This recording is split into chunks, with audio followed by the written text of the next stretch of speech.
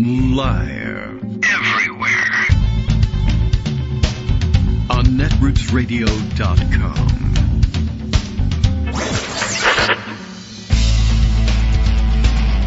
David Waldman. Kagro. In the morning. Now, here's David Waldman.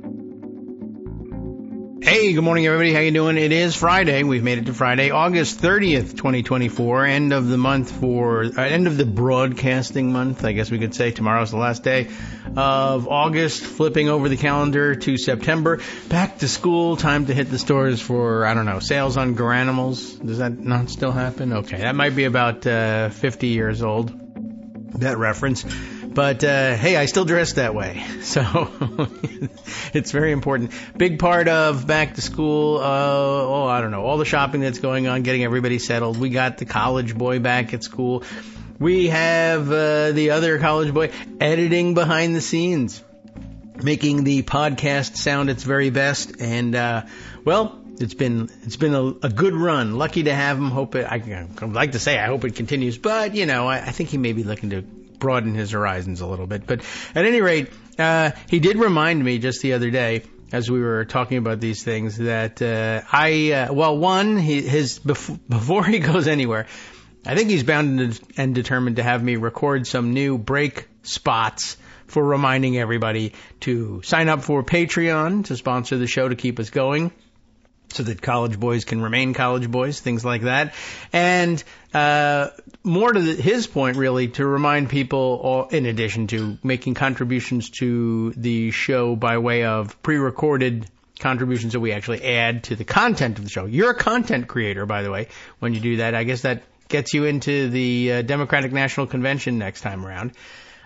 If you produce that content regularly enough, and maybe if it has, cats or eating spicy food in it in particular, that's gonna boost your ratings.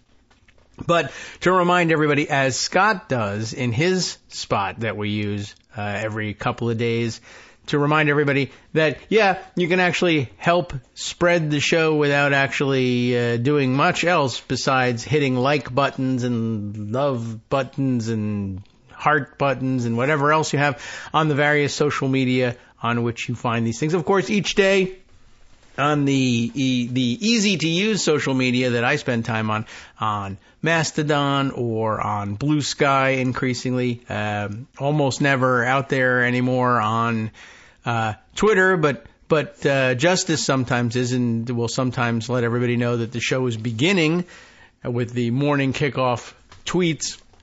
But liking those, retweeting those, we do have, I spend minimal amount of time on it, but the show does post to Facebook, but also on YouTube.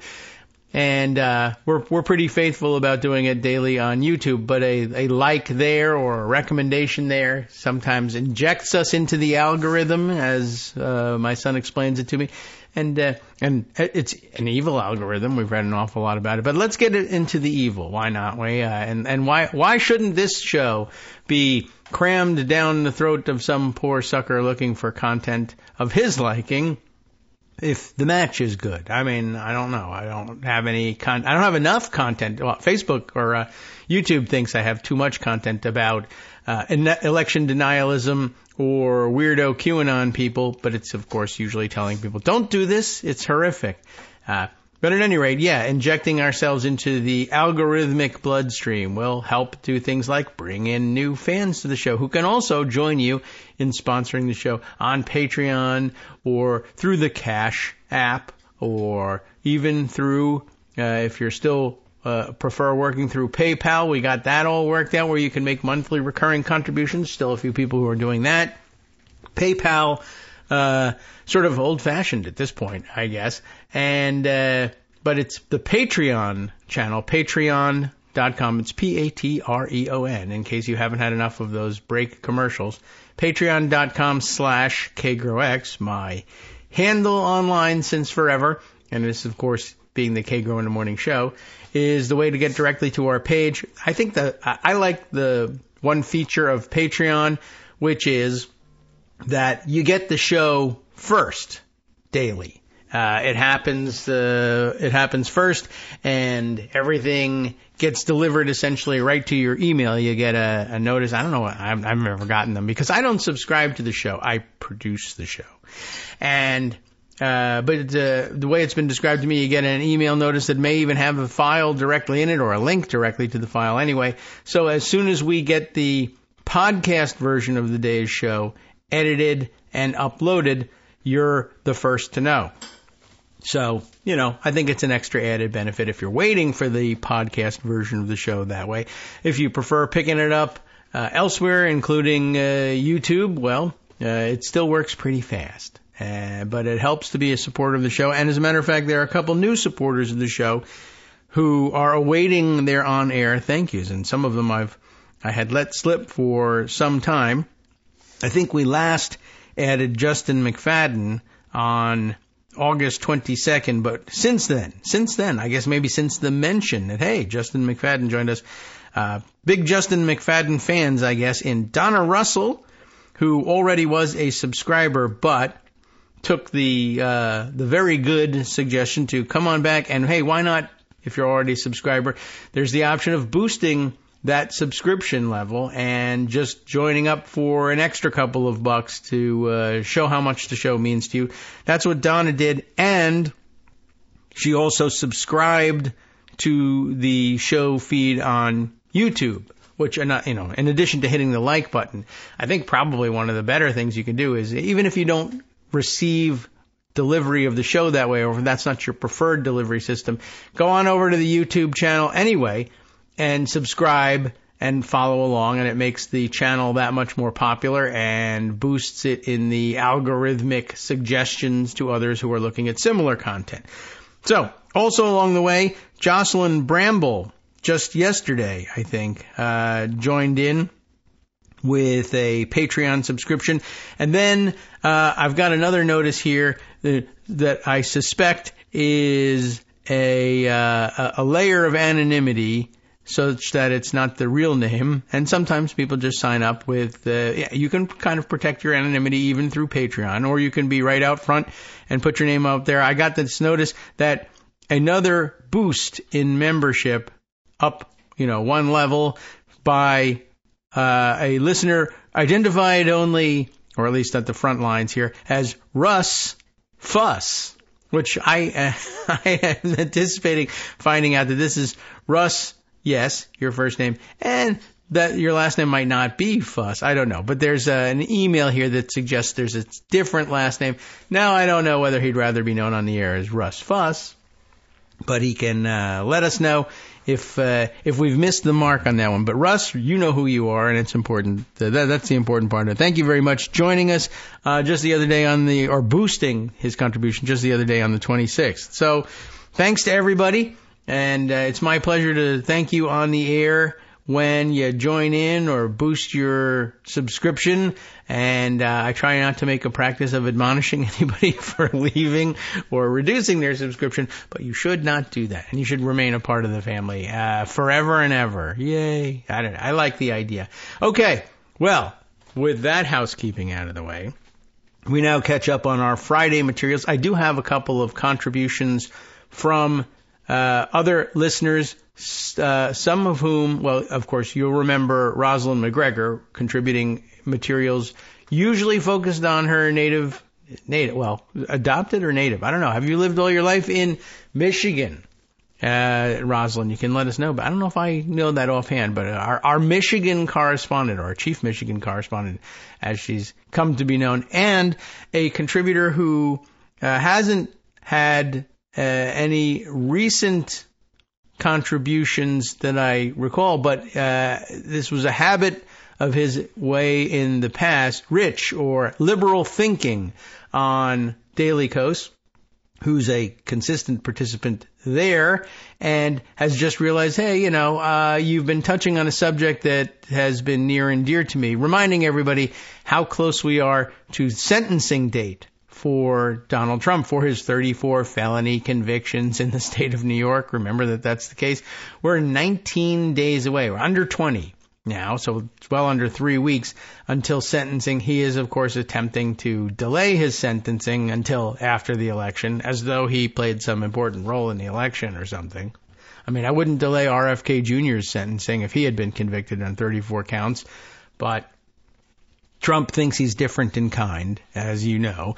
And at any rate, he's been writing extensively at the Daily Kos about the sentencing and how he ought to be sentenced and what factors would go into sentencing and what complications there are, and has had the idea of why don't I record these a series of episodes so we can spread it out over a couple of days and talk about the sentencing phase for Donald Trump in the days leading up to it. And there being only 19 left, I thought we ought to get started with that today. But top of the news for this morning would have to be, I would guess, the most of the social media chatter. Yesterday was the sit-down interview on CNN with Kamala Harris and Tim Walz. And you'll recall Greg had been mentioning in the run-up to this interview that for whatever reason, the press had decided this time that there was something unusual and unseemly about Kamala Harris bringing with her new vice presidential nominee, Tim Walz, and that this was some kind of an indication that she couldn't or wouldn't stand on her own, that she needed to bring some sort of a crutch or, a human cheat sheet in the form of Tim Walz. And why couldn't she just sit down for a one-on-one interview with, well, in this case, it turns out to be CNN's, is Dana Bash? Does she go by Dana? I don't watch her enough to remember, but it's spelled Dana, but it might be Dana. And there may be no Dana, only Dana. And I don't remember. Anyway, I don't think it matters that much how she pronounces her name, because the whole framing of the stupid interview went kablooey right from the start, even before the start, as we pointed out, and weird accusations that there was something wrong with sitting down with your vice presidential candidate by your side in this initial interview, though it was the case that Mitt Romney absolutely brought Paul Ryan with him. It was the case that Barack Obama absolutely brought Joe Biden with him, that Donald Trump absolutely brought Mike Pence with him to the first big sit-down interview. It's actually kind of tradition, and it's weird that they would pretend that it isn't, but that's what the press does to Democrats. For whatever reason, I guess because it's the 10th anniversary of this having happened, is now on my mind. It occurs to me. I felt very much the same way about the first time they did it, now the 10th anniversary, when the Washington establishment expressed some sort of, I can only guess, a manufactured surprise and shock that Barack Obama had showed up to work at the White House. Well, I guess that surprised them too. But I don't know whether it was a press conference or what, but he shows up in a tan suit. And you remember that there was this furor over how dare he show up for work as president of the United States in a tan suit, shirt and tie and everything. Not just the suit, right? But it was as if they had never seen a tan suit before, and there was this manufactured, I think, just a manufactured attempt to somehow smear him as being disrespectful to the office by coming to work in a tan suit, despite the fact that, one, if this is the 10th anniversary, we're talking about late August, and the tan suit, a tan poplin summer weight suit, is an absolute Brooks Brothers level classic. There's just no doubt about it. It's not like he showed up in, an orange window pane patterned shirt that or suit that you might see, I don't know, in among sports broadcasters looking to stand out in the crowd at the football stadium. I don't know. I mean, there's definitely a lot of unconventional and loud menswear that gets put on display in a situation like that. But no, the tan poplin suit is straight conservative Brooks Brothers classical, as much in, at least on the East Coast, where people are into that sort of thing, as seersucker. which is a little more southern in taste. But I mean, seersucker is ridiculous looking to the eye that's attuned to, charcoal gray or blue pinstripe type suits. Although even pinstripes at this point is, and I don't know, everybody's sort of operating on the Men's Warehouse level of wardrobe these days when you're talking about a politician showing up. We don't want anything weird or outstanding in any way. It has to be totally plain, like a uniform. So the tan poplin suit, I have no idea where they got the idea that was weird in any way, shape, or form. And as a matter of fact, my recollection is in my one and only visit to the White House where I got to, sit down in the same room with the president and have a discussion, I had to show up in early summer or late spring blazing heat for Washington, D.C., and it was sweltering, and I needed to get dressed in a suit, and I'm looking around, and none of the conservative dark blue woolen suits seemed like something I wanted to put on for this occasion in the heat, and at that time it still fit. I had same thing, tan poplin suit. I did it before he did it, and he didn't yell at me or anything. I don't think I gave him the idea. He probably already owned that suit. His probably have fit for a longer time than mine, but I don't know. I just found the whole thing weird, just like the interview was weird. And of course, then they proceed with the interview, and there are plenty of reviews of it, and same thing. It was weird from the beginning. I think the first question out of the box, you remember, Greg read us the comments from Mark Knoller, who was insisting that the first question ought to be, why can't you sit down with us on your own? Well, that ought not to have been the first question, and it wasn't. But it looks like, just the same, the huge opportunity to sit down with the first interview of the new nominee for president and vice president, and they still focused their leading questions on, what do you think of Donald Trump and the thing he just said? And I think the first question out of the box, as I recall seeing circulated, because I haven't seen it yet, and I'm going to see the clips, but that's the way we digest news these days. The first question that got circulated anyway was essentially, hey, what do you think about Donald Trump saying that you just recently turned black? That you just recently came out as black? And I guess Harris could have clarified a little bit by just saying, that's an extraordinarily dumb accusation. If she doesn't want to start out by insulting the host and say it's an extraordinarily dumb question, it is. But she says, yeah, it's the same old tired playbook, meaning from Trump. Next question. And she says, and that's it? That's your answer? That's it. Because, what other answer is there really? But Bash is all insulted and all the journalists are all insulted. Why didn't you expand on it? Expand on what? Do you know anything? She could have given the answer. Do you know anything at all about me? Anything? Like, where did I go to college? And, hopefully the answer is, yeah, I know. You went to Howard University. Yes, Howard University. Now, if I have to continue the conversation past this, I just guess you're, intent on creating a controversy where there is none. But what kind of university would you say? What, typically when somebody says Howard University, tell me something about Howard University. What's top of mind for you? It's a historically black university? Yes. Right. Now, does that mean that everybody who's ever enrolled at Howard University is automatically black or turns black if they weren't? No. But essentially, wake the hell up. What's wrong with you? Okay, so I went to Howard University.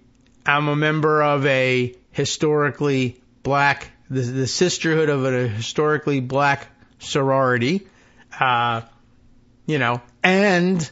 I've told you all exactly who I am and where I came from, and I've never changed my story. If that's not enough for you. But what do you think I think of him saying that? And it's too bad you can't do that because you'll insult the host, but really, what a waste of any question, let alone the first question. It's very rare. Like I said, as it happens to me, Dana Bash will get more chances to interview presidents, I'm sure, than I will. But I don't know, seemed like kind of a waste right out of the box. And I guess it didn't get very much better than that. Then I noticed this morning, by the way, that CNN's transcript, or I should say I noticed that other people noticed and talked about on social media, because I haven't seen it myself, that CNN's transcript, published transcript of the interview, always a helpful tool, is very literal and preserves, perhaps as part of a reflection of like the Tim Walz speech pattern, or maybe even her own speech pattern, preserves colloquialisms in there, like I'm gonna do something is written out as Gonna, as opposed to cleaned up to going to, or I wanna, I'm gonna, I shoulda, all those sorts of little, I guess, colloquial pronunciations. Which is not harmful in itself, although it is interesting in light of the reconstructive surgery that they do on every single sentence in a Donald Trump transcript. And analysis, I forget about the analysis that they do in the in articles about his appearances later on, and try and give some underlying coherence to what he said. But everything he says is cleaned up. And we were just talking about the transcript, or the reprinting of the written statement from Chris LaCivita about the Arlington cemetery criminality, we might as well just name it for what it is, that he released his statement referring to hallowed ground, which they, without even so much as a notation that they had changed it, switched over to the correct hallowed ground. And I don't know, it's just kind of weird. Like I said, nothing by itself damaging, really, although I guess it's possible that people who are inclined to this stuff, who probably never were going to have a positive view of Kamala Harris or Tim Walz, might view this as some indication that they are country or uneducated or informal or too informal for the White House or something like that, whereas Donald Trump says, I gotta tell you, in 2 weeks, I very big greatly, and they edit all of that stuff out. He sounds like a maniac if you actually transcribe him. Why would you stop transcribe? Why would you ever sanitize Trump and then, take Harris and Walz one peg down by not doing the ordinary, normal, usually unnoticed and unnoted edits, like changing gonna to going to? I don't know. It seems rather weird to me, but that's the way they've decided to handle it, and it's wrong. Okay, so now let's see. A few other housekeeping items, and then, of course, we ought to go rooting through Pocket to bring up some of these other stories that have either slipped through the cracks or been waiting for too long or what have you. Let's see, we're at 9:23. So, okay, we'll fill the first segment with our chatter, and then we can get back around to the contributions of our content creators. So, let's see. I've got a pile of their stories that come with the contributions. But here's an interesting thing I thought I spotted yesterday. Couldn't really fit it into the show yesterday. Short-ish story that worried me greatly because, of course, I live here in Virginia. And it bothered me that such a thing was happening, and there were some observations made about it in circulating the story from the Cavalier Daily. That is the student newspaper down at the University of Virginia. Here's the story that, thank God, of course, will be saved from all this by Governor Moderate Vest, who absolutely positively has nothing in common with Meatball Ron DeSantis and the way he runs state universities down in Florida. The stories we've been reading about the destruction of the state universities in Florida, tragic, would be all the more tragic, I think, to see it take root here in Virginia, because I've had high praise for the state university system here, and it's essential, and I think it's a real draw to the state. People actually, in the Northern Virginia area, very often have the option of where to locate in Washington, D.C., suburban Maryland, or Virginia. If you've got kids coming of college age, very often they'll select the Northern Virginia for a number of reasons, not the least of which is the tremendous tremendously well-respected university system here. But I guess Governor Fleecevest, moderate as he is decided to going down Meatball Ron's path. University of Virginia has suspended admissions tours, not in total, but they've suspended admissions tours. We've been on one of these tours, led by the University Guides Service.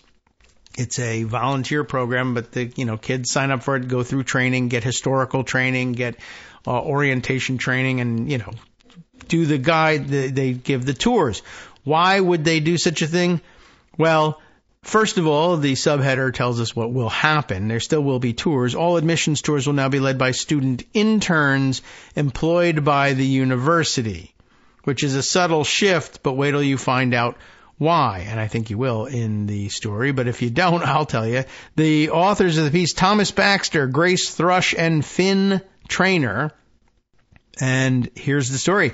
The University Guide Service announced Wednesday in a statement on Instagram, that's where they have to do their communicating, I guess, that the university has suspended them from conducting both admissions and historical tours. UVA campus, of course, something of a historical site, right? Why? Citing concerns from the university over tour attendance and tour quality. Does that sound like it might be the excuse that they're giving here? Yes, and I think it is. Now, according to the statement, the Guide Service will continue to work with the university to develop an agreement that would allow for future Guide Service-led tours. They're very proud of their work, and the group will continue their recruitment operations for the semester. So they're not giving up. Now, underlying all of this, when I saw this piece being circulated on social media by Jamel Bowie, long story short on this one, essentially the Board of Regents and some of the stick-in-the-mud members of the board have decided they don't like that the University Guide Service people acknowledge on the tours that the university, founded by Thomas Jefferson, that Thomas Jefferson was, in fact, a slaveholder. So we got to stop these tours. We got to find somebody who will give a tour to these UVA students and lie to them. Hi, I'm Scott Anderson, the guy that writes the daily summary for this show, Kagro in the Morning. Thank you to everyone that supports this show. Many of you send donations through PayPal, Patreon, Square Cash, Radio Public, and so on. Some of you write your own essays and send them in, or read articles with your own commentary. We appreciate it. Now, some of you are listening to this and thinking, I'd like to help, but isn't there something I could do that wouldn't require money or effort? Why, yes, there is. You can just like us. On Daily Kos, they call it the recommend button. YouTube has a thumbs up. There are hearts and likes and love buttons. Tap our love button. Tap our love button every day. Share our shows and summaries on Facebook and Twitter, YouTube and iTunes, Stitcher and Amazon. Most of these places allow you to write a review, so a sentence or two would be great. Recommend us to social media, or tell your friends to listen to the show. You aren't just helping us, you're helping them find their new favorite thing to listen to. You could change the world. So thank you in advance from me and everybody else in the world. All right, welcome back now to the Kagro in the Morning Show here on Netroots Radio. All right, shall we pick our way through this Cavalier Daily thing? And we should give props to the students who wrote this piece. And it's very interesting how they are sidling up to the real issue, but they got to preface it with everything else. I mean, one, it's good journalistic training to do that, but two, remember, they too are students on campus at UVA right now, and I guess they're dealing with powers that be that are reactionary and weird, and they need to tell the truth of the story, but they don't want to do it in a way that would be pointed to, I suppose, as inflammatory. So here's how we sidle up to this whole thing. As we said, the Student Guide Service will be continuing to train people and recruit for operations for the upcoming semester, but it's yet to be determined how they will respond to this directive. Now, we haven't gotten in the text of the story to the directive. The Guide Service is a student-run organization on grounds, which I guess is the way you discussed being on campus there. Okay, on grounds that gave admissions and historical tours to prospective students, families, and visitors. As a special status organization, Can't have that anymore. The group is among a handful of other groups on grounds, and when I say on grounds, I mean they capitalize the G in this. I think this is just sort of a UVA thing, as opposed to saying, groups on campus. But the group is among a handful of other groups on grounds, such as Student Council and the University Board of Elections, that are trusted to act as agents of the university. This designation means that they are required to keep a close working relationship with a university advisor. So, moving on, university spokesperson Bethany Glover said in an email statement to the Cavalier Daily that instead of members of the guide service, student interns employed by the Office of Admissions will be conducting admissions tours for prospective students and their families, which is probably not unlike how things are arranged on most other campuses as well. But you didn't need to do that because you had the university guide service instead. And I don't know. They decided that we can't have that anymore. And I'm sure it's a fine substitute in the sense that they will have some other students who will probably be reasonably well trained in what buildings are where and things you need to say to prospective students. And it's not unusual at all for having them work directly for the university admissions office. But what do you need to do this for? So now we're getting to the part where we really find out why they felt they needed to do this. So according to Glover, the university has been in close contact with the guide service and its leadership over the past 2 years, cooperating to develop plans for the future of the guide service and admissions tours. And now we get into the tiptoeing. The University Guide Service has a long-standing, proud tradition of providing tours on the university's behalf, Glover said. In the interest of continuing that tradition, we are working with the Guide Service on a performance improvement plan, which will extend through the fall 2024 semester, reviewing the university's expectations for guide attendance and tour content and delivery. Now we're getting to it. Not as well. We want to improve the content, or we want to review the processes or whatever. It's the guide content and delivery. According to the Guide Services statement, the suspension of their tours is the result of the university administration's belief that the organization is failing to fulfill its designated responsibilities. But not that they aren't giving tours, but that they are. That's the problem.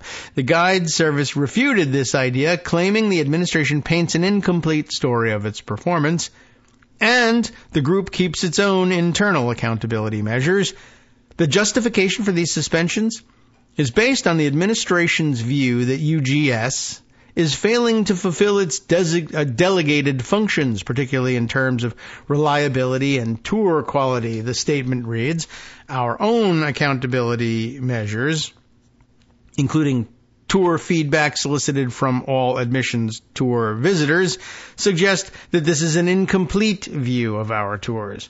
Now, the meat of it, the Jefferson Council. What's the Jefferson Council? It's an alumni group, not just any alumni group, but it's an alumni group, one that has adopted the name Jefferson, which, has obviously the founding affiliation with the university.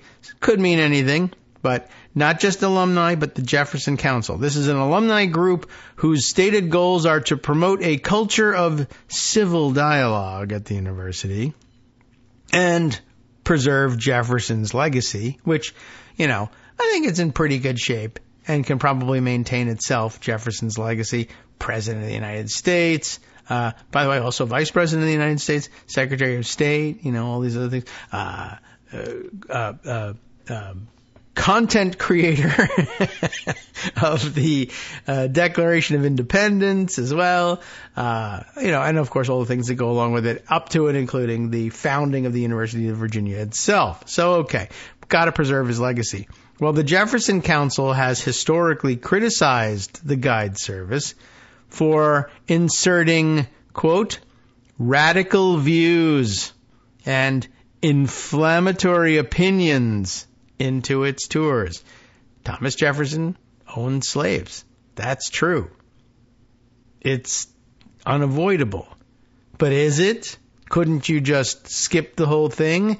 Isn't telling people the cause of the Civil War that we fought 150 plus years ago, isn't telling people the true history of the early founding of the Republic a good thing and something you would imagine it would be difficult to ignore on a university campus? I'm thinking of bringing my brilliant mind to your university. Tell me about the background of the place. I understand it was founded by Thomas Jefferson.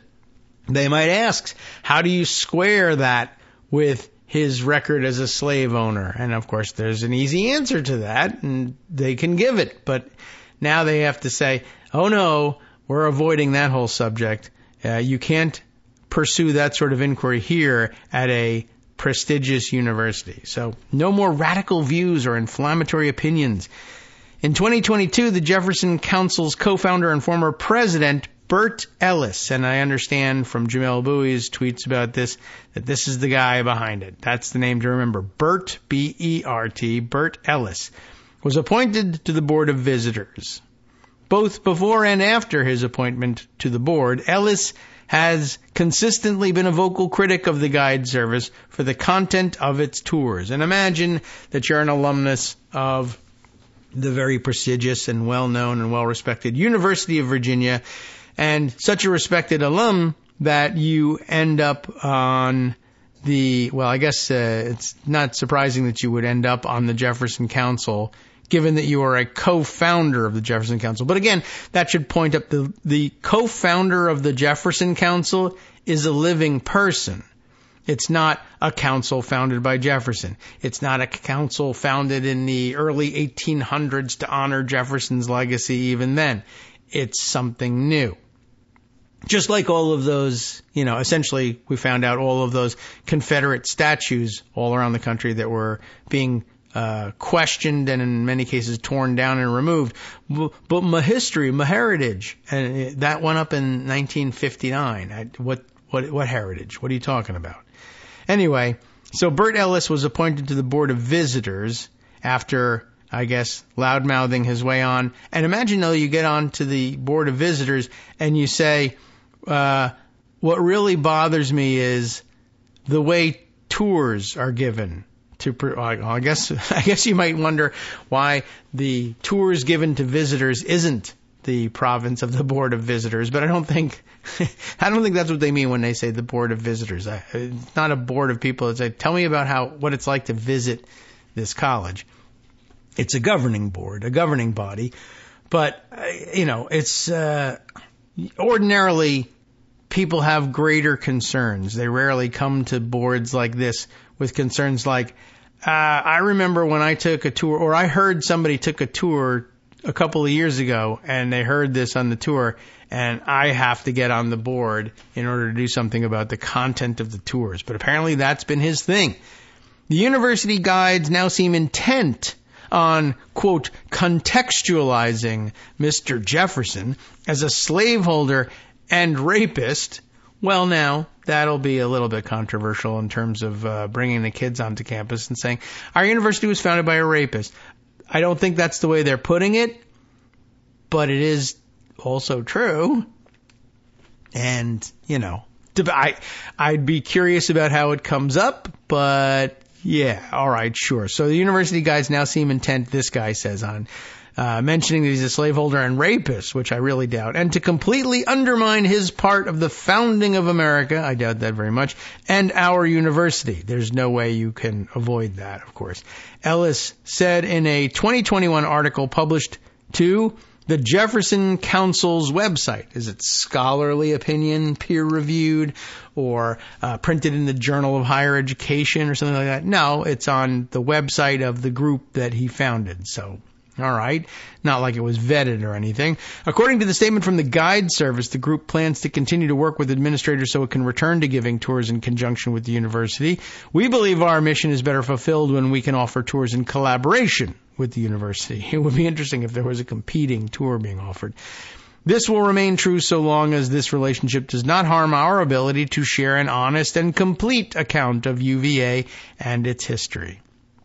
So there we go. That sounds pretty interesting. It is a developing story, it is noted here, and I'm sure there will be some developments. We'll see how this goes. And keeping in mind, I mean, I guess if you wanted to credit the complaints or concerns of apparently very conservative alums like this, and there are plenty of them, well, you know, you're talking about our university in a way that could negatively impact. These people are prospective students, and you're telling them something terrible about the university. You're not. I mean, they're not saying. And so as a tradition, because we were founded by Thomas Jefferson, every new student gets raped here at UVA as part of the celebration of Jefferson's legacy. No, that does not come up. That's not something they say. It's ridiculous to think so. But you'll also recall that many of these guides will themselves be people of color and giving tours to prospective students of color who probably, some of whom might be from out of state, others may be in state, but who might have the same question. What's it like here? I mean, I'm a little further south than from where I live, perhaps, if I'm a Northern Virginia person, or I'm coming from the Northeast and coming down to UVA because it's a prestigious place to be, or maybe another part of Virginia further south. I don't know. But you probably have questions, excuse me, as I duck down to pick up the notebook that hit the floor there. But you probably have some questions about, especially now, maybe you have some more questions. I read that some years ago, and it's not a lot, that there was a big to-do here in Charlottesville, and that it actually involved on campus or on grounds activity at one point too. A large contingent of ultra-conservative white nationalists gathered here in particular. What's it like, given that the university was founded by a slaveholder? What are modern conditions like? And you may have to acknowledge, look, you know and I know that there was a history of being a slave owner with Jefferson. Now, we view Jefferson, in a more complete light, or we study his writings, and there's certainly value in studying a lot of what he did, and he's an enormously important historical figure. And there is this problem, and we acknowledge it.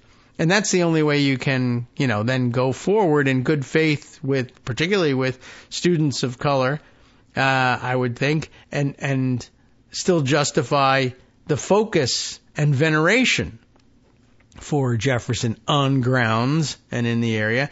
And I would think, by the way, UVA, no slouch in national sports standings either, and they may very well find that there are students who have their choice of other fine universities that also offer excellent academics and outstanding sports programs, and who are willing to acknowledge the actual truth of slave ownership in the country, whereas one university says, no, we don't want to do that.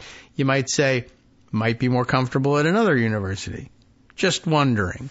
Anyway, I just found it interesting because, of course, Glenn Youngkin is still on his big grand tour as the king of the moderates because he wears a vest, even though he also runs around the country. Like, for instance, just recently his most out-of-state fundraising appearance was with, Mark Harris, the wackadoodle from North Carolina, the Republican nominee for governor. I have to check the name again, but Mark.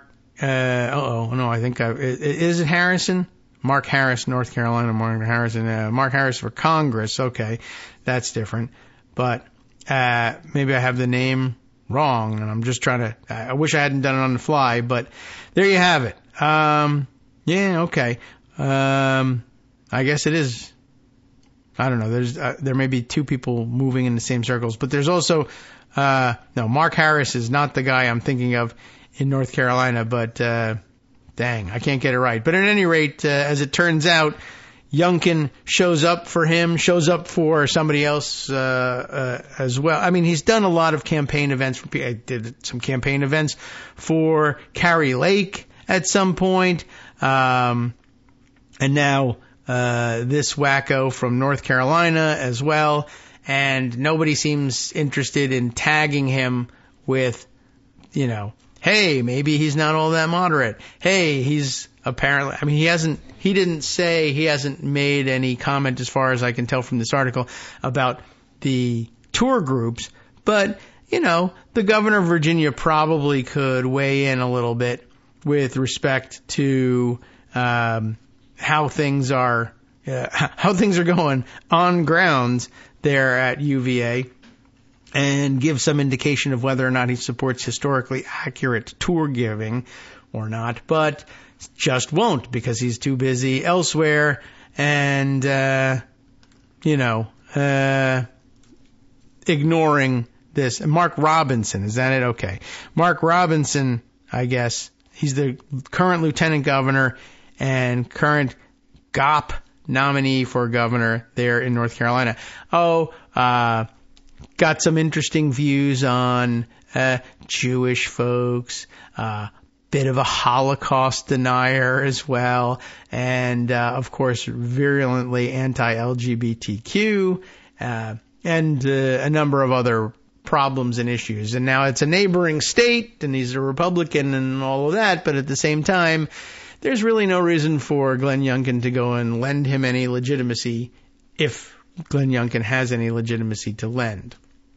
But that story crossed my desk about his alliance with him and campaigning for him just a couple of weeks ago. It's probably still in pocket somewhere. Okay, so I found that very interesting. Thought you might too. Why don't we turn our attention elsewhere?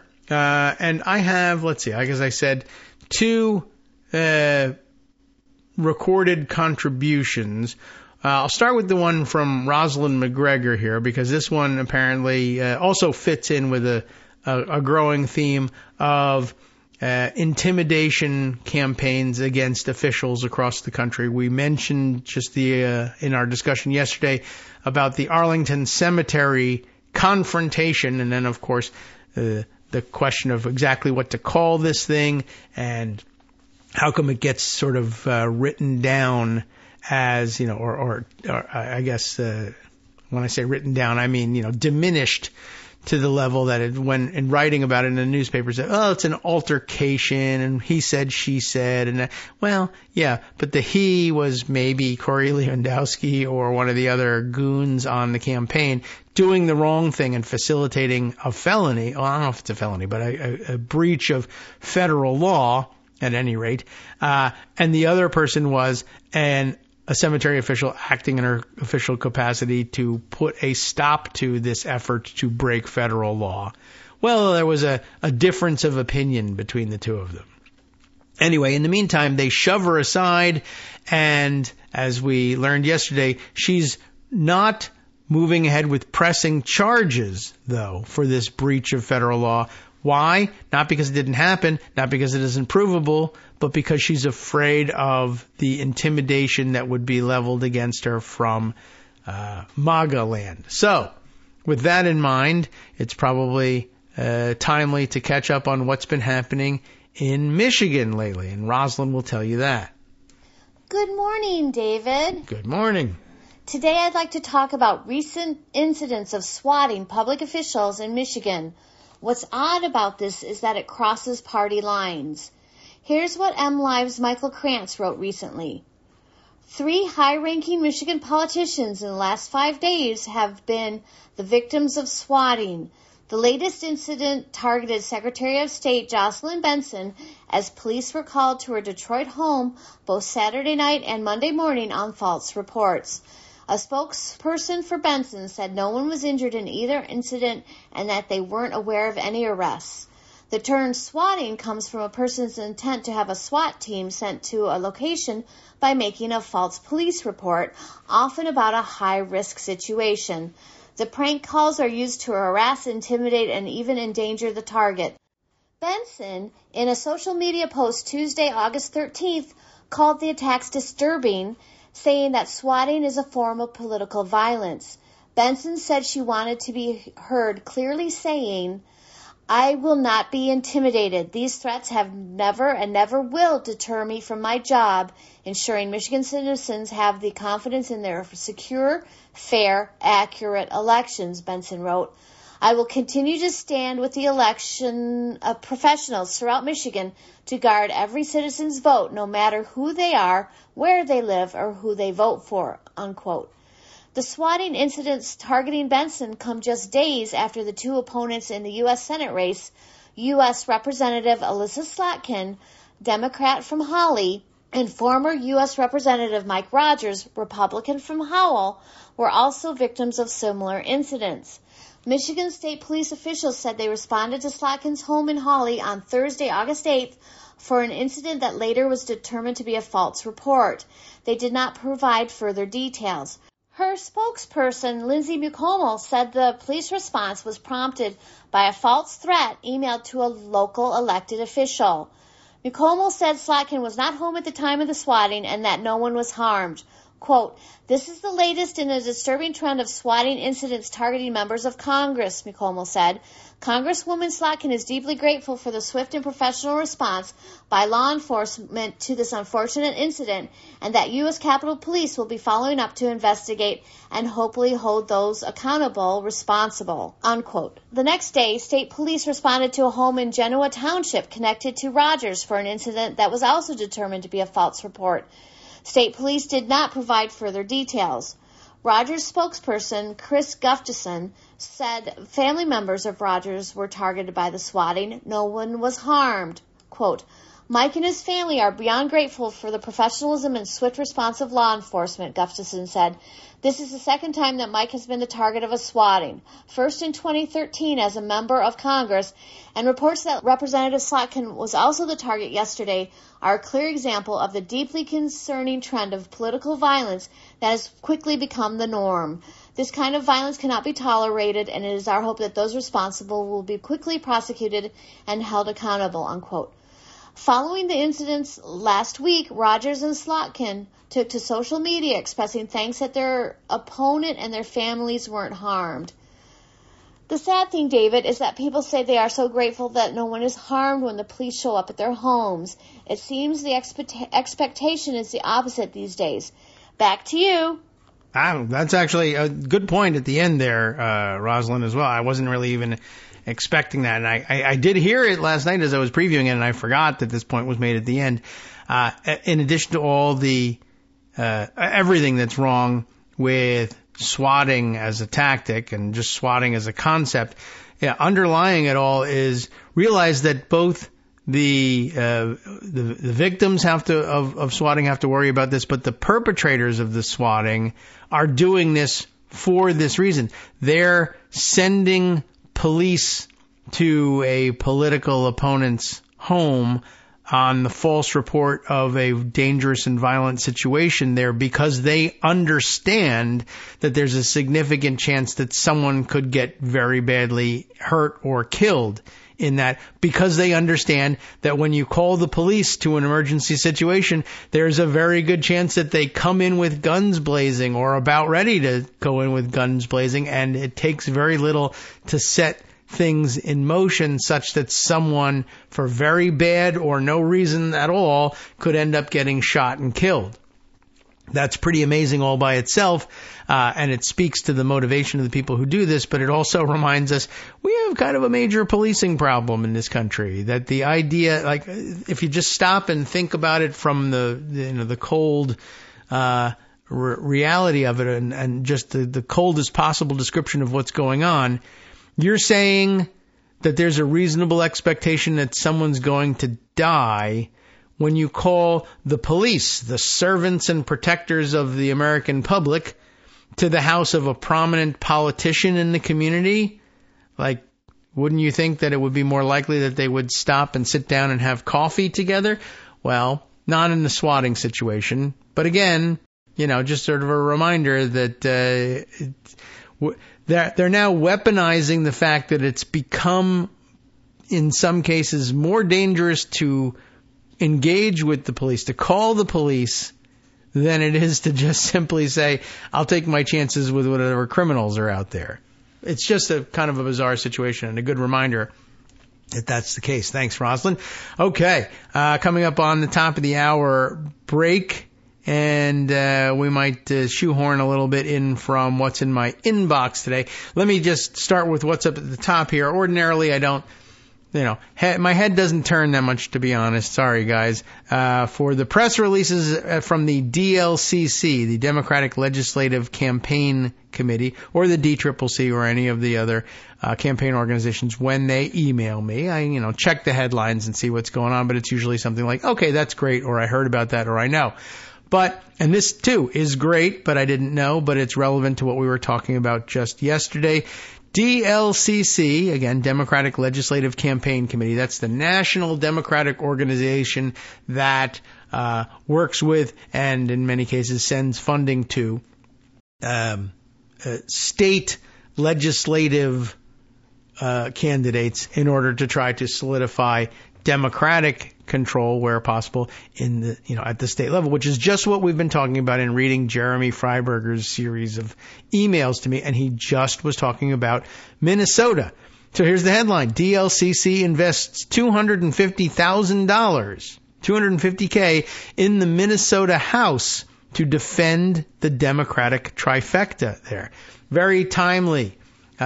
Thank you to all those at the DLCC for listening to us and to Jeremy and sending your support as a direct result of Jeremy's report to us yesterday. I'm sure that's it. That's what we found out. And why not tell you a little bit as we head into the break about what they have to say. Today, the Democratic Legislative Campaign Committee announced a $250K investment in the Minnesota House to protect the Democratic trifecta as Republicans advance their wildly unpopular Project 2025 MAGA agenda across the country. Minnesota's Democratic trifecta is a key top line of defense for fundamental freedoms and democracy in the North Star state. True. You don't want the embarrassment or the ability, embarrassment to us or ability to them to be able to say they took it down. The new investment comes as part of the DLCC's $10 million investment in top battleground states. Good to hear that that's happening. Delivered through our Summer of the States campaign, which the DLCC launched to prevent a MAGA takeover of state houses through an early call to action in the states. As we enter the heart of the campaign season, these investments will strengthen critical infrastructure to support Democratic power building in the states, including building on strong candidate recruitment, staff hiring, digital investments, field operations, and more. The DLCC, of course, has been on the front line supporting Minnesota Democrats in their fight to win and defend their majority for several cycles in a row. We'll be right back. All right, welcome back now to the Kagro in the Morning Show here on Netroots Radio. The rest of the press release that goes along with this, the top line news that we were interested in is the money that's moving to Minnesota, but the rest of it is good information, but kind of boilerplate, but it's worth reciting. As they were talking about, they've been working with Minnesota Democrats to defend their hold on power there for a couple cycles in a row. In the last cycle, 2022, Democrats defended the House and clinched a one-seat majority in the Senate in order to start delivering for the people of the state through a unified Democratic trifecta. Just a reminder of what that means. DFLers, remember Democratic Farmer Labor Party? DFLers have since passed legislation to fund free breakfast and lunch for K through 12 students. And I know that drives Republicans wild. Free? How dare you? But it's like, well, the education is free for one thing. And guess what the key to the actual making the education stick is making sure that everybody has decent, balanced nutrition for the full day so that they can actually concentrate on learning instead of concentrating on holding their stomach and stopping it from growling the whole time. And instead of policing who's got how much money, just say, we're making enough for everybody. And if kids that are wealthy enough to be able to afford their own food eat some of this food, well, so much the better. Let's get all these kids together. And how much better is it if the kids who can afford it and the kids who can't all just eat the same or have the same opportunity to sit down and eat with one another anyway? What's the big deal? And the answer is, it's not a big deal, and it isn't even a huge cost, and it saves more money in administration and means testing just to feed everybody who wants it than it would ever cost in the first place to make sure that, we have to have a financial audit for everybody who wants to be able to have some breakfast. Anyway, so free breakfast and lunch for K through 12, an increase in funding for mental health services, protecting school library books from censorship, yes, establishing paid family leave at the state level, and enshrining protections for abortion into state law. All of this progress is at stake in November, and the DLCC is leaving nothing to chance as we defend the Democratic trifecta. This is the statement of DLCC President Heather Williams, and her statement reads, Minnesota's Democratic trifecta has made historic progress, from protecting our most valued fundamental freedoms to ensuring no child goes hungry at school. State races in Minnesota will be extremely competitive this year, and the DLCC's investment delivered through our Summer of the States campaign will support DFL candidates as they build inspiring campaigns to continue moving the state forward. The DLCC's work is essential for defeating Trump's MAGA allies who have their eyes set on grabbing back power at the state level. Our freedoms are on the ballot, and we're leaving nothing to chance to elect Democratic champions who will fight for our rights and democracy. Now, some more boilerplate stuff here, but good stuff at the bottom describing the DLCC and its mission. In case I haven't done a good job about it, we'll let them do it. The DLCC is the official arm of the Democratic Party with the sole mission of building democratic power in the states and setting the national agenda at the state level. Over the last decade, they've fought cycle over cycle to gain a dozen new legislative chamber majorities, and we're leading the efforts, they say, to bring national attention and investment to our ballot level. To our ballot level. The state level, that is. State legislatures are the building blocks of our democracy and have the closest connections to Americans' day-to-day lives. From protecting fundamental freedoms and voting rights to growing the middle class, the DLCC and state legislators are moving the democratic agenda forward and shaping the future of this country. Okay, like I said, it is kind of boilerplate, but it's a good reminder.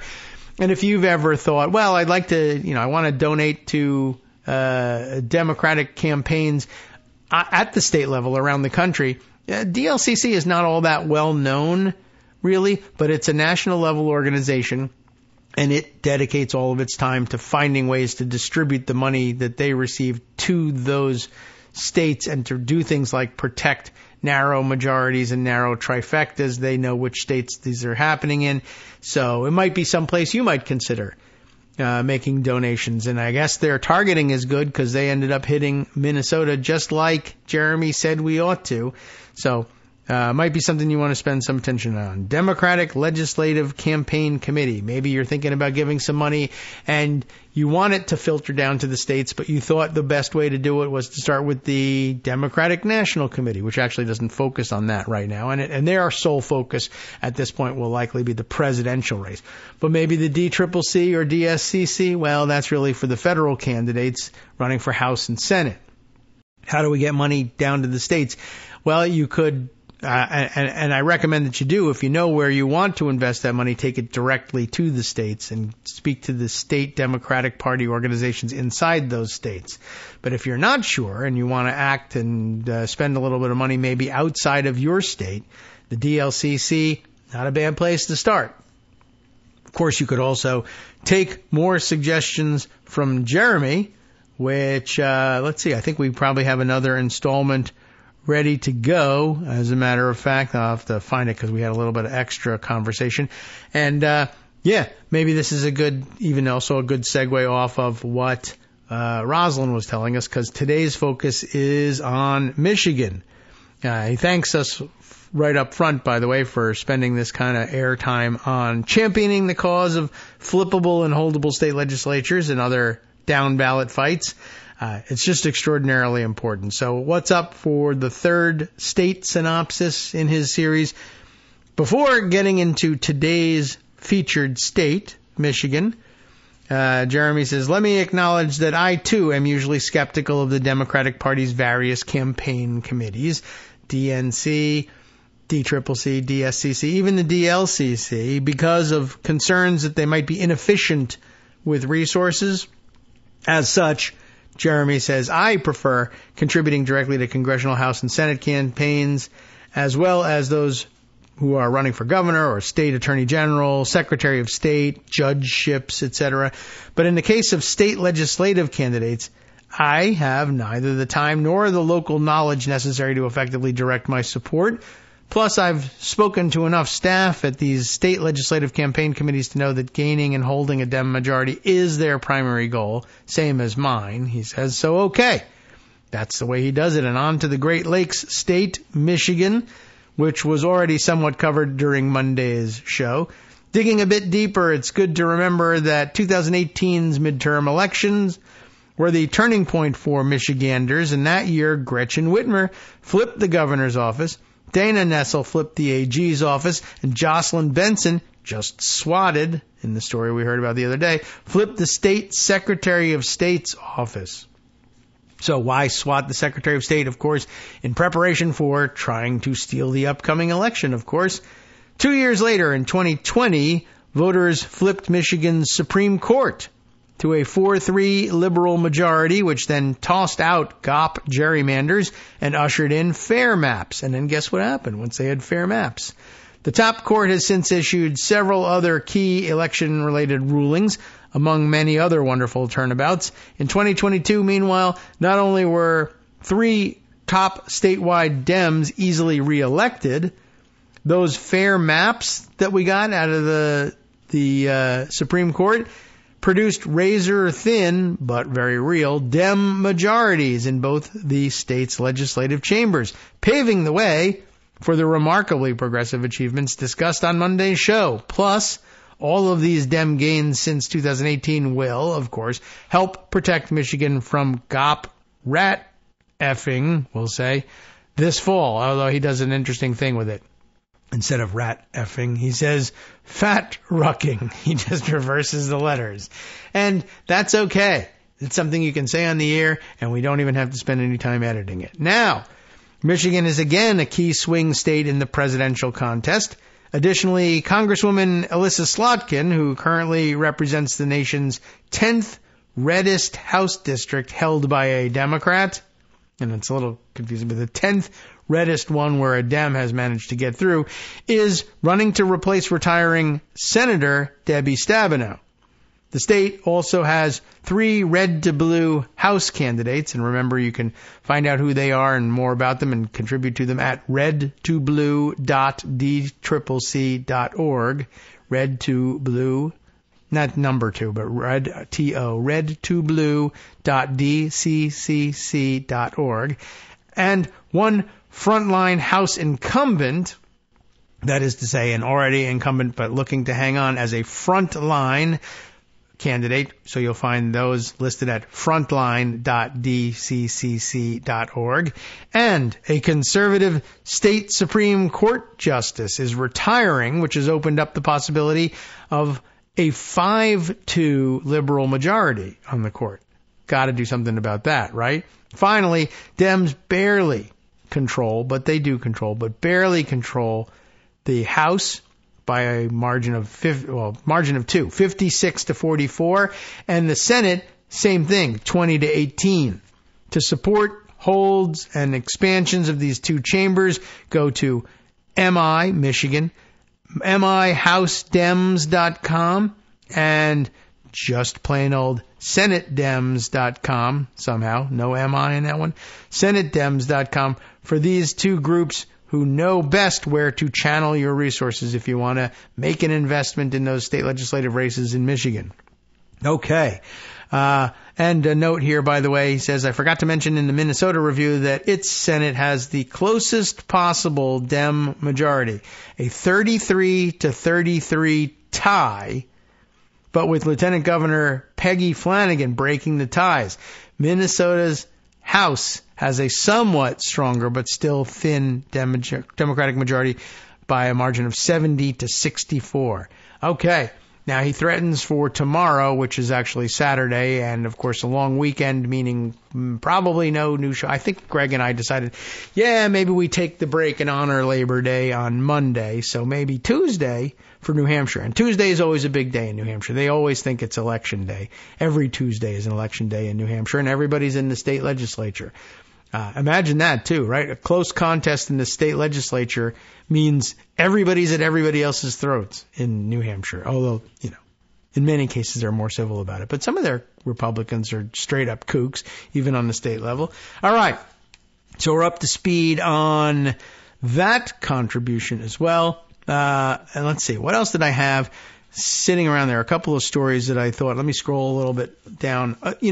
Maybe we'll keep with the theme of what's going on in the states, because I got a couple of interesting state-level articles that probably should be shared. One I hinted at the other day, and it was that I keep mentioning that, or I guess I should say, it keeps coming up in the news, the officials in Georgia, Republican statewide elected officials in Georgia, who are sometimes, celebrated as heroes, as a bulwark against Donald Trump and MAGA madness because they declined to help him find the 11,000 something 870 votes that he needed in Georgia in 2020.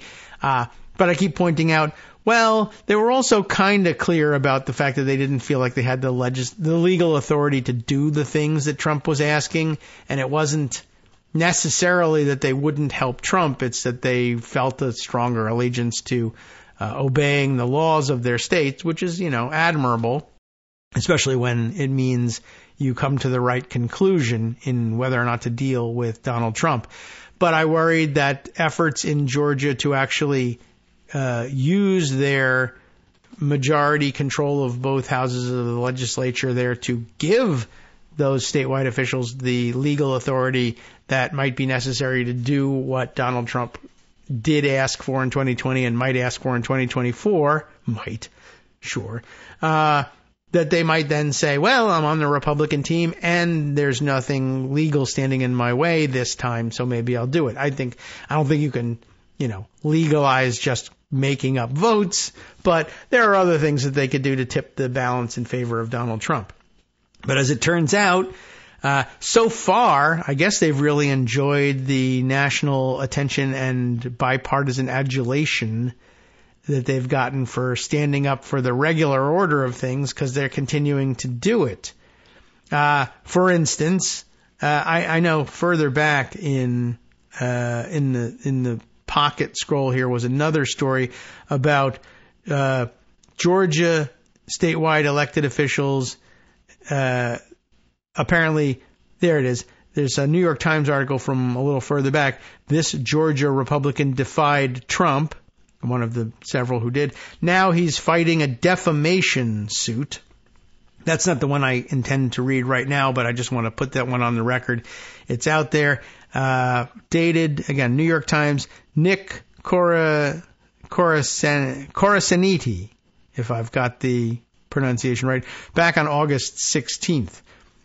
Georgia Republican defied Trump. Now he's fighting a defamation suit. It's Brad Raffensperger, the Secretary of State, who has, it says here, since spent $500,000 defending himself in court.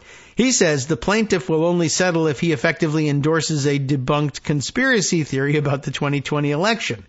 I don't even know how you frame such a suit, but let me give you a smattering of the paragraphs that begin the story and see if it gets set up right. Brad Raffensperger, Georgia's Republican Secretary of State, has been forced to spend $500,000 defending himself in court for having stood up to former President Donald J. Trump's efforts to overturn the 2020 election. The only way to spare himself from the defamation lawsuit he has been fighting, he and his lawyers say, would be to lie. That doesn't sound good. The lawsuit centers on a 2020 video that purported to show election fraud in Georgia. The video, which was presented to state lawmakers, I think we've all seen this one, showed security footage of election workers tabulating ballots in Atlanta. Multiple news media outlets and the Secretary of State's office have debunked the claims of election fraud made in the video presentation to legislators. The plaintiffs in the case, Jackie Pick, Jacki, Jackie Pick, a Texas-based Republican podcast host. Like, who cares? What are they suing about? In Georgia? Why? Who guided the lawmakers through the 30-minute presentation. So there's, he's not just some jackass from Texas podcaster like me, a jackass from Virginia podcaster, but when Georgia Republicans wanted a presentation of this video that would make it look like there was definitely some, fraud involved, even though everybody who knows what they're doing, who analyzed the video said no, it shows nothing of the kind. They said, bring me a Texas podcaster to explain to me, a Georgia state legislator, why I ought to try to reverse the results of the 2020 presidential election in favor of Donald Trump. Well, they went and they gave the presentation, and they still did nothing, and Brad Raffensperger said, this is stupid, it doesn't show what you say it shows, and so this Texas-based Republican podcast host is suing Raffensperger. Okay, how does this get anywhere? Well, they sued for defamation over how he described the video in his book, Integrity Counts. Raffensperger wrote this book. He wrote that the video had been deceptively sliced and edited. Ms. Pick, who is married, by the way, to the Texas multimillionaire and mega donor Doug Deason, claims she was defamed, even though Mr. Raffensperger's book never mentioned her by name. It's very difficult to defame somebody if you don't mention them by name. And of course, sometimes you can hint at, like if we say individual one without naming them, everybody knows we're talking about Donald Trump.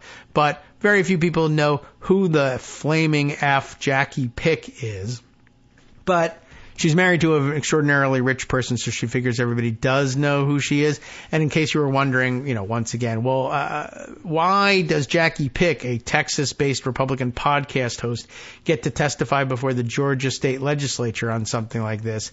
When, say, for instance, I, a Virginia-based podcaster who actually knows something about how to change Senate filibuster rules, when many senators didn't know how to change rules like that, why was I not briefing the legislature on that? And the answer is, I'm not married to a multimillionaire mega donor, for one thing. And the other thing is, I guess you could say, well, I did once or twice speak to a group of people about such a subject, but smaller groups than that. I didn't address the legislature or testify at a hearing.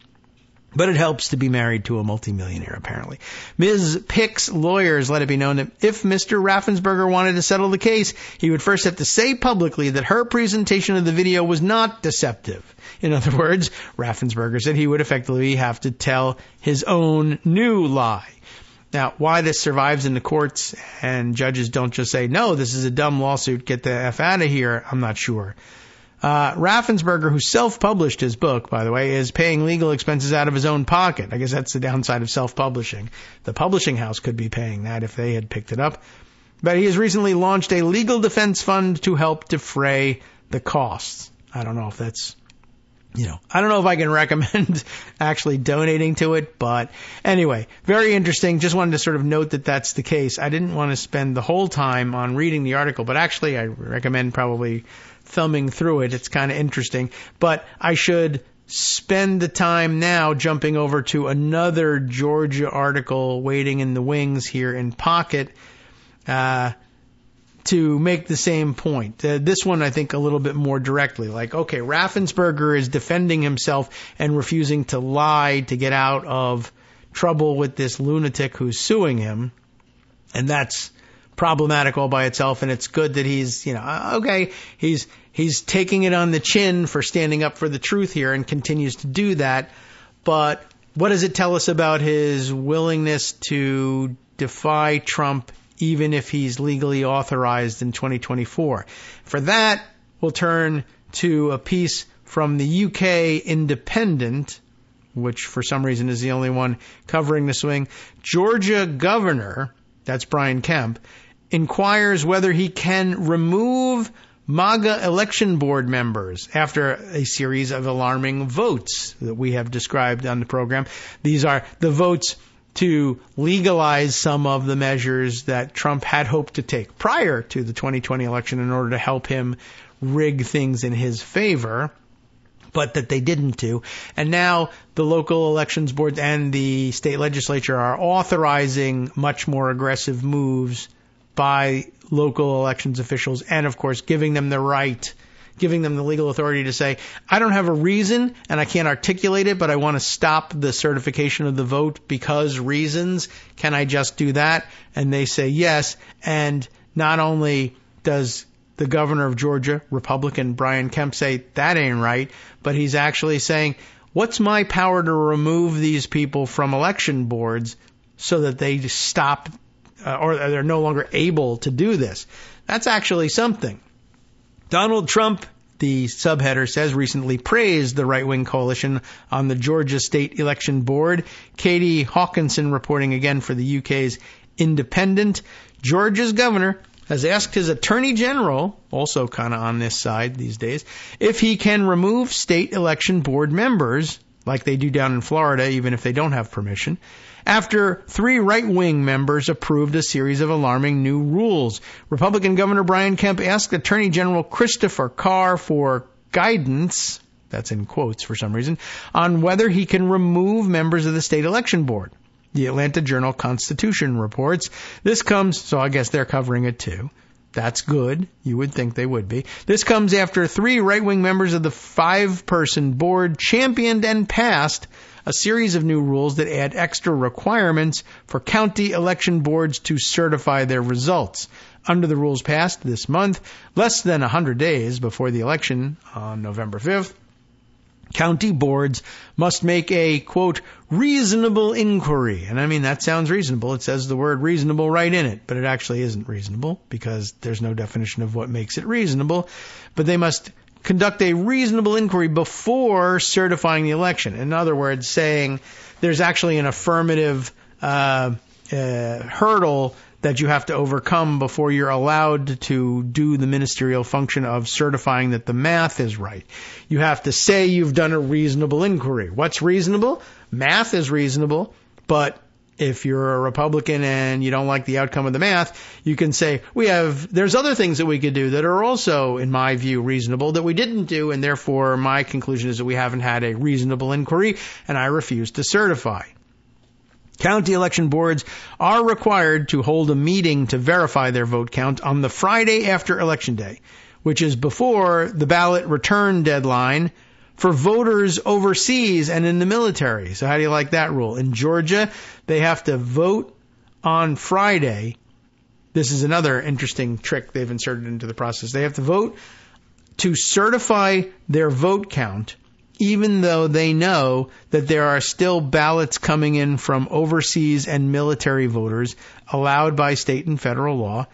But they're just saying, don't count them because they're not here, and close the vote certification so that whoever is winning before the overseas and military ballots all get here gets certified the winner. And if the results change, then you can challenge it all in court and you can say, well, I'm sorry, we already certified the other guy as the winner. Yeah, but you knew these ballots were coming. Yeah, but what can I tell you? Go screw yourself. The 3 right-wing members, Janelle King, Rick Jafar, I guess Jeffries is maybe the pronunciation. We struggled with it before. Jeffares. Might be just Jeffries. And Janice Johnston. Janelle King, Rick Jeffries, Janice Johnston were recently praised by Donald Trump for championing these new rules. The former president called them pit bulls fighting for honesty, transparency, and victory. 3 well-known attributes of pit bulls. I'm sure they prefer honesty, but it's rarely, when they fight, it's rarely about such abstract concepts. Trump has been charged in Fulton County, Georgia, by the way. He stands accused of this crime in Georgia still, alongside his former attorney Rudy Giuliani and others, with election interference charges. So it might not be the greatest thing to get praised by a guy whose, trial in your state is pending, but Republicans seem to love it. Trump has claimed that he lost Georgia to President Joe Biden due to widespread election fraud, which there is no evidence of.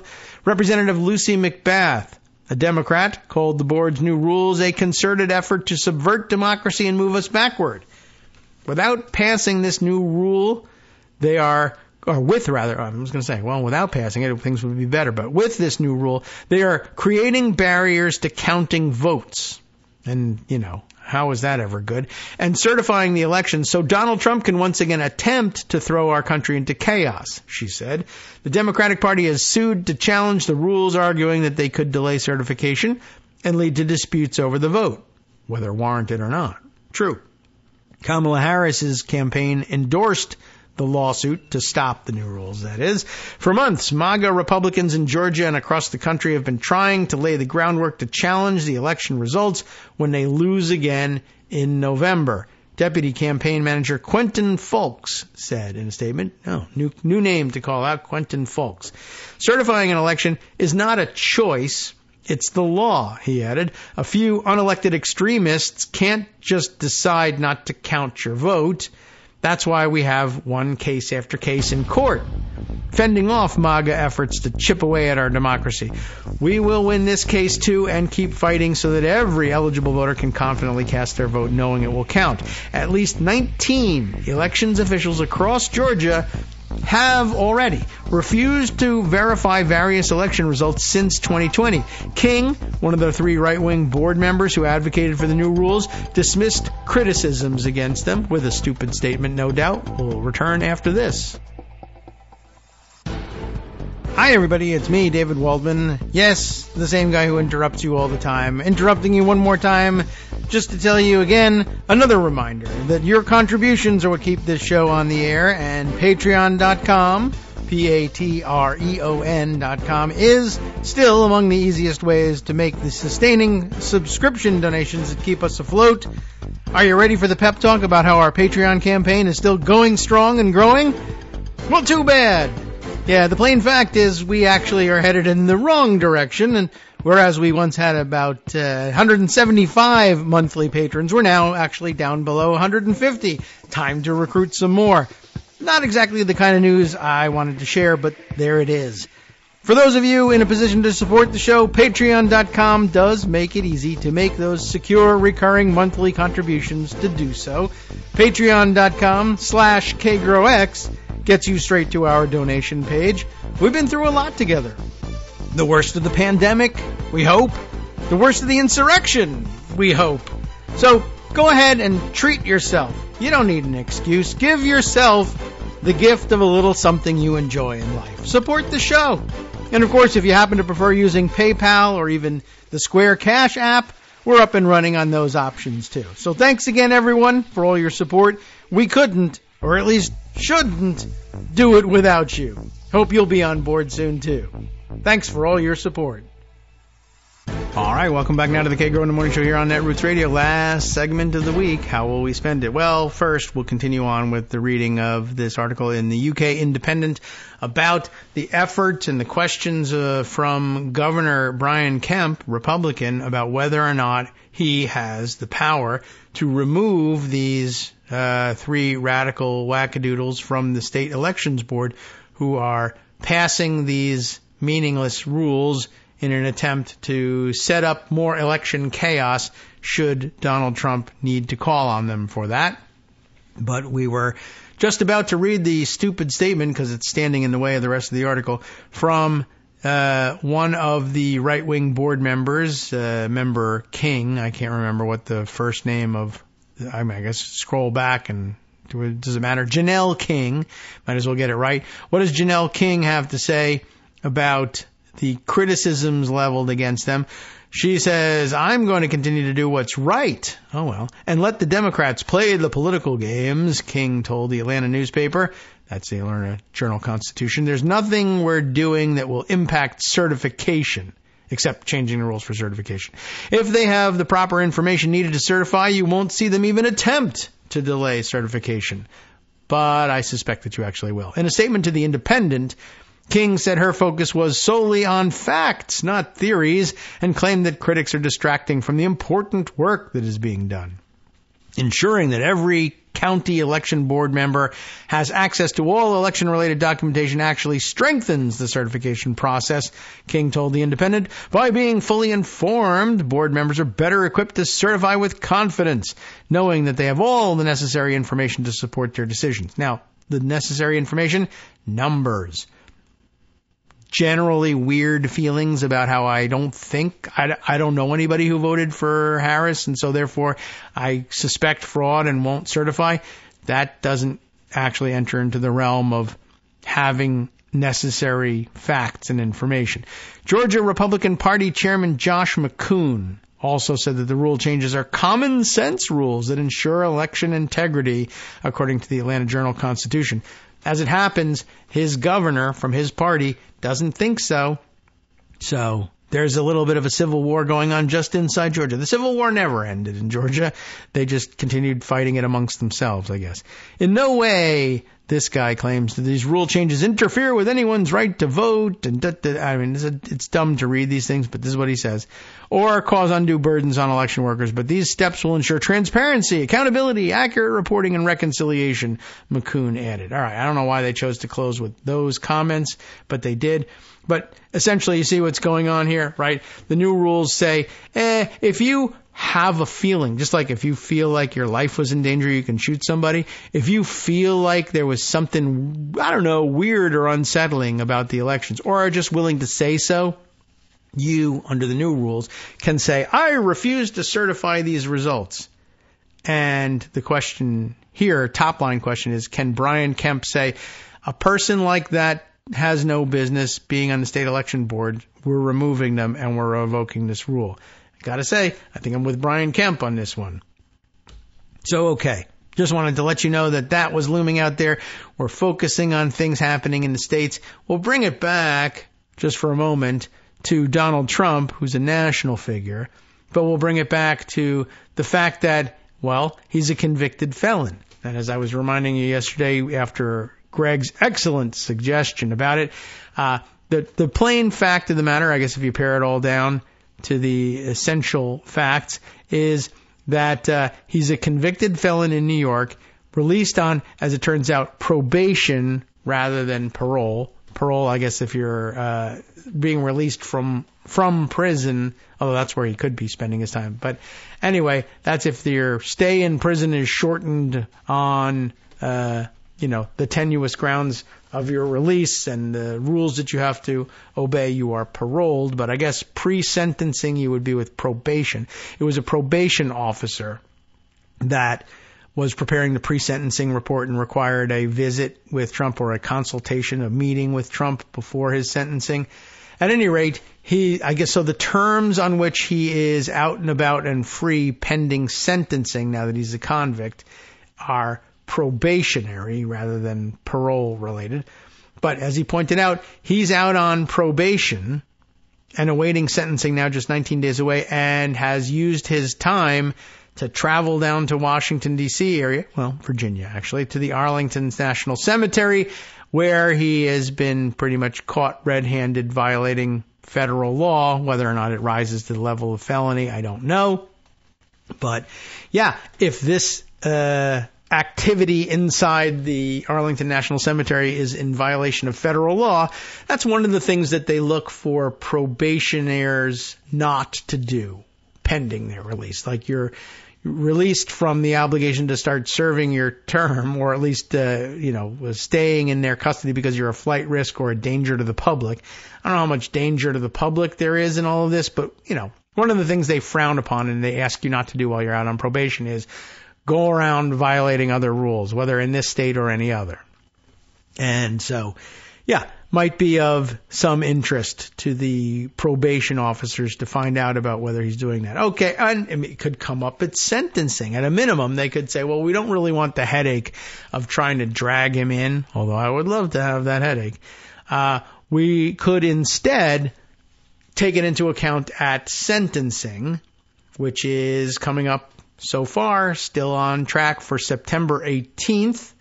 Again, just 19 days away. So, with that time drawing near, we had an offer from Rich, or Liberal Thinking, as you may know him over at Daily Kos, to address the subject of the upcoming sentencing. Of course, you could guess how Rich thinks the sentencing ought to go. That's fair. I also think it should go this way. He should be sent to prison. But lots of questions swirl around that, and then there's questions about the actual mechanics of how this stuff works, and of course the addressing of various myths that are promulgated by the Trump team, both the Trump legal team, the Trump campaign, Trump himself, about why everyone in America ought to believe that he ought not to be sentenced to prison. And in fact, in his view, ought not to be sentenced for anything at all. He thinks the whole case should be dismissed based on the ridiculous Supreme Court ruling, even though it really has almost nothing to do with any of the charges that were brought against him in New York, and of which he has now been found guilty. So we'll let Rich do the talking for now. Our first installment, he actually split this up into 10 very short segments. I've merged a couple of them together here to lay out the premise, give his introduction, and start dismissing some of the myths about the sentencing that Trump is playing up, and then we can get into the mechanics and what ought to happen and how things will go going forward. Those will wait until later on when we're even closer to the sentencing. But for now, Rich takes you through the case he has already made through his series over at Daily Kos. Hello, this is your friend Rich in Oregon. Thank you, David, for letting me speak on your podcast. In preparation for Donald Trump's sentencing in his Manhattan fraud trial, I published a series of articles on Daily Kos under my screen name, Liberal Thinking, discussing the issues arising from his sentencing and suggesting the penalties he deserves. It will surprise no one that I think he should go to prison, and I'm not going to bury that lead. His sentencing was delayed due to the Supreme Court opinion about presidential immunity, but is now rescheduled for September. In July, New York Justice Juan Merchan said Trump will now be sentenced on September 18th, quote, if such is still necessary, unquote. And since it is absolutely necessary for Trump to be sentenced, I expect that to happen as scheduled. So let's work through the issues one at a time as I covered them in my articles. The following excerpt is from my first article, Prison. Donald Trump should be sentenced to prison for using fraud to interfere in the 2016 presidential vote in the state of New York. His apologists plead that he's a tired old man who can hardly take a prison sentence. And anyway, his trial was politically motivated, and he wouldn't have been found guilty if only the district attorney hadn't prosecuted him. Besides, it's not such a terrible crime. It's just a Class E felony, hardly a bump up from a misdemeanor. I'm completely unmoved. This is a very difficult subject with a lot of ground to cover, so I've divided this presentation into 3 articles. The first is this one, where I cover the myths that I've seen around the trial and how Donald Trump should be sentenced. I'll follow that with an article on factors in sentencing, and then one on the judgment. I doubt this treatise will impact the sentence the defendant gets because I'm not in a position to take any official action or get anyone with influence to pay attention. So this is for your entertainment and to give you something to think about. When the sentence is handed down, I will be just as interested as you to find out what it is. So first, let's deal with some myths about the trial and how Donald Trump fits into the verdict. Myth number 1, Donald Trump's trial was politically motivated. Yeah, so? Politics? In the U.S.? It's like Renault discovering gambling at Rick's Café Américain. One of the premises of a multi-party system is that each party is supposed to keep watch over the other parties. Each party is supposed to blow the whistle if the other party does something it shouldn't, like breaking the law, for example. To a certain extent, what we have here is the system working as designed. In any case, all the evidence that Donald Trump committed these crimes was in the public domain well in advance of the day District Attorney Alvin Bragg took this to a grand jury. As soon as Michael Cohen pleaded guilty to various crimes related to his involvement with Trump in August 2018, it was clear that Trump was probably guilty as part of that conspiracy. It was even clearer in December 2018 when it was revealed Trump was individual 1 in the court filings for the Cohen case. And really, Andrew Weissman found this fraud while working on the Mueller investigation sometime between when he started working on that investigation in June 2017 and before individual 1 appeared in the December 2018 court filings. Donald Trump announced his run for the presidency in November 2022. New York officials and everyone else had evidence of his involvement almost 4 years earlier. Cyrus Vance Jr., as district attorney, looked into Trump's finances when he got access to the records in February 2021. When Bragg took over the district attorney office in January 2022, he inherited the information Vance had already obtained. Initially, Bragg refused to pursue charges against Donald Trump, leading to resignations from Kerry R. Dunn and Mark F. Pomerantz, lead prosecutors on the case. But later, probably after reviewing all the evidence, Bragg revived the case and took it to a grand jury in January 2023. They indicted Trump in March that year. The claim this was political rests on the fact that this case didn't go to the grand jury until after Trump announced his candidacy. But probable cause was really established by the filings for Cohen's case in 2018. Both Vance and Bragg apparently did their due diligence looking at the evidence before Bragg concluded this case was ready to go to trial. What this probably shows is that Donald Trump got more due process than the typical suspect. But let's say that Bragg was politically motivated to put Trump on trial because Bragg is a Democrat. He still put the case to a grand jury. If the evidence wasn't there, they could have declined to indict. Grand juries have subpoena power to obtain evidence, so they are in a good position to determine the truth. They might indict a ham sandwich, but only if they really believed the sandwich was guilty of the crime alleged. And if Bragg had decided not to turn this over to a grand jury, then criticism from Dunn and Pomerantz would have been valid. That would indicate Bragg blocked a trial where there was abundant evidence of a crime. We know there was abundant evidence because the evidence was presented and the jury found the defendant guilty. That would have cheated the public out of a verdict on those accusations. Trump apologists also claim this trial was instigated and maybe controlled by President Biden, possibly through Matthew Colangelo, who previously worked for the Justice Department. But as near as I can tell, at the DOJ, he was not involved in a case touching on Donald Trump. At Justice, he was in the Antitrust Division, Civil Division, Civil Rights Division, Environment and Natural Resources Division, and Tax Division. Those are not places where he would have been involved in anything related to Trump. The closest he came to any involvement with Donald Trump was participation in the investigation of the Trump Foundation at the New York Attorney General's office, not with the federal government. Basically, Colangelo is a professional who worked in various government legal agencies. There's no evidence he ever talked with President Biden or any Biden official about Donald Trump. What this really comes down to is that many people in the Trump orbit have such low morals that they would abuse the justice system, bring charges, and even find someone guilty for political reasons, even if they knew they weren't guilty. That's what they're accusing Democrats of doing. It just shows what they think they would do in similar circumstance. This suggests they should never be allowed anywhere near the levers of power or a jury pool.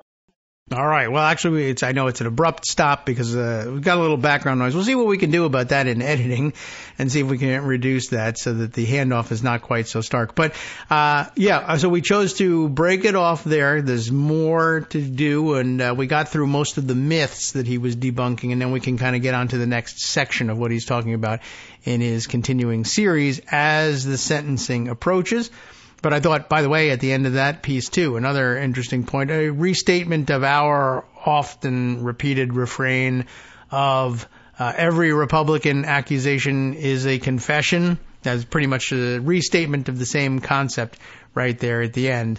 Republicans imagine that this is exactly what Democrats might do, and so therefore we're going to do it. It's another twist on it. But every accusation that a Democrat is doing it should serve as notice that Republicans are doing it or have already done it in the past.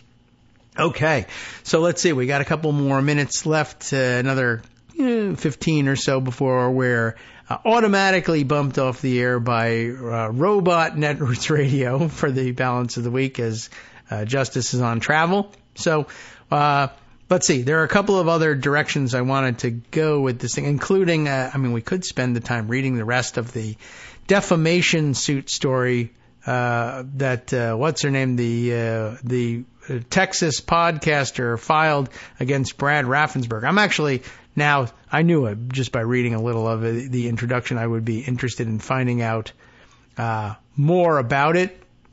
But, I don't know whether that's where we're best served, and maybe it's something we can each individually take a look at over the weekend, because there are a number of other stories I wanted to bring to your attention. I said there was some state-level stuff. Let's spread it around a little bit. Another story from yet another state, this one from Missouri, where the Attorney General has of late been on a program to inject himself into the culture war discourse in ways that others before him have done.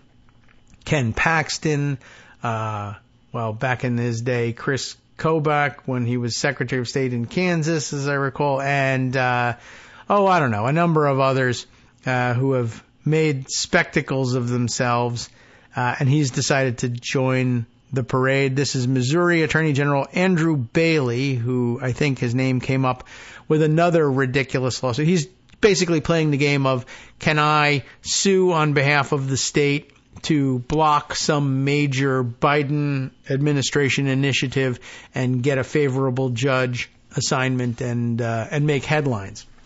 So let's see. This latest one, Missouri AG's legal war against Media Matters, shot down by a federal judge. The reporting here from Ars Technica, occasionally makes the roll call here at KITM. John Brodkin is the reporter. The judge, it is said here, says that the Missouri Attorney General's actions chill speech about extremist content on, just to throw in another bad guy here, Elon Musk's Twitter, or X as they call it these days. What happened? Well, the headline certainly hints at it, but the details are a federal judge ordered Missouri's Attorney General to halt an investigation that he launched in order to get himself in the newspaper into Media Matters for America, a nonprofit journalism organization that earned Elon Musk's wrath. Why? It published an article. Oh, no. And you can't have that. Remember, Elon Musk, free speech absolutist, totally not going to be involved in suing a media organization for publishing an article, right? An article showing that Musk's X platform placed advertisements next to pro-Nazi posts. Well, it did do that, and they showed it, and now he's suing them for it. In March, Missouri Attorney General Andrew Bailey issued an investigative demand, damn you, seeking the names and addresses of all Media Matters donors who live in Missouri and a range of internal communications and documents regarding the group's research on Musk and X. Bailey also filed a lawsuit asking Cole County, I don't know about where Cole County is in Missouri, Cole County Circuit Court for an order to enforce the investigative demand. I just want to take a look at that and see whether, was that forum shopping that he did, or is that the county where the state capital is located? Cole County, I'm just going to check. Cole County, Missouri brings us to, so far, the Missouri State Penitentiary is there. And then next up, Missouri State Capitol. So my guess is, that must be, there it is. Jefferson City is in Cole County. So he didn't go shopping for the most conservative judge outside of his usual place of business, that is the state capitol, although it may also be where the most conservative state judges are. I don't know. But just so we settle that question. Okay, so let's see, where were we? The Cole County mention. Media Matters countered by suing Bailey in U.S. District Court for the District of Columbia, because that's where they're based. Last week, U.S. District Judge Amit Mehta managed to get a hold of this case as well. Remember him from a lot of the January 6th cases as well, I think. Granted a preliminary injunction that prohibits Bailey from enforcing the civil investigative demand and from pursuing the related lawsuit. Mehta had issued a similar order against Texas Attorney General Ken Paxton. Remember that guy? Yeah, he's still in the news too, by the way. Don't know if I can fit him in. But he enjoined him a few months earlier. Mehta filed a memorandum opinion on August 23rd describing the reasons granting Media Matters' request for an injunction against Bailey. Media Matters demonstrated a likelihood of success in its claim that Bailey took retaliatory actions designed to deter speech, Mehta wrote, and that is, of course, the basis upon which you would issue an injunction like that. It is likely to succeed on the merits. There's a lengthy quote from him in this, but I think you get the gist of it. X, meanwhile, did not deny any of the basic premise of the article. Media Matters has also likely shown that the reporting was not defamatory and therefore was protected speech, Judge Mehta wrote in its public response to the November 2023 Media Matters article. X did not deny that advertising, in fact, had appeared next to the extremist posts on the day in question. And he wrote further about that. X stated that it served less than 50 total ad impressions next to the organic content featured in the Media Matters article, a mere fraction of the 5.5 billion ad impressions served that day. And it conceded that Media Matters reporter Eric Hananoki and one other person had seen advertisements of the two brands identified in the article next to the extremist content. So that's going to make it kind of difficult for them to proceed, I think. Mehta's ruling said that Bailey made it clear that the true purpose of his investigation was political. Why would you do that? Revealingly, defendant Bailey expressly tied the investigation to the upcoming election during an online interview with Donald Trump Jr., Mehta wrote. Well, thanks, Junior. Good job. This is absolutely a new front in the fight for the war for free speech. This investigation is really critical, and again, especially as we move into the election cycle in 2024. Bailey just blurted out loud during the interview. Bailey's lawsuit in Cole County Circuit Court claimed that Media Matters has used fraud to solicit donations from Missourians in order to trick advertisers into removing their advertisements from X, formerly Twitter, one of the last platforms dedicated to free speech in America, even though they're suing to stop people's free speech. Bailey hasn't provided good evidence for this claim, Mehta wrote. Missouri Assistant Attorney General Stephen Reed, apparently, he's quoted here saying he never identifies what suspected fraudulent statements or omissions Media Matters made to Missourians when he wrote the brief, I guess, on behalf of the AG's office for the purpose of soliciting donations. If he means to say that Media Matters' defamatory reporting itself is the fraud, well, you know where it links that content to Media Matters' fundraising efforts. He does not claim, for example, that Media Matters used its reporting on X to solicit donations. In fact, the web page on which the November 16th article appeared made no express fundraising appeal, nor did it include a donation link. Defamation is not fraud. It is thus likely that the false reporting as fraudulent fundraising justification for the investigation is a pretext for retaliation. So, well concluded there. Bailey can, of course, appeal the order, and if the order stands, the preliminary injunction would stay in force until a final judgment in the case against Bailey.